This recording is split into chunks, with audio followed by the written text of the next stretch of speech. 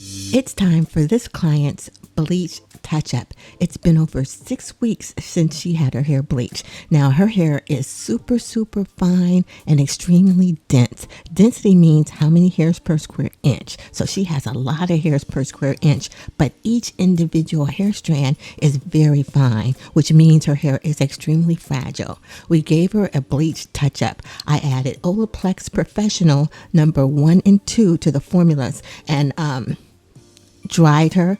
Then I applied the toner. That's what you see right here. I applied more bond builders to the hair color formula. Once rinsed, I applied the Joico leave-in reconstructor, and then I applied the Brazilian Blowout Protective Thermal Straightening Balm. Look how beautiful her hair is. I could have stopped right here, right? I could have given her some waves in the front. Let's go back. This is what was happening when she first walked in. About 6 weeks of new growth. Her hair looked pretty dry and brittle. After it's done, this is it. I think some people would call this hair color like rose gold. It's really a number 8 violet.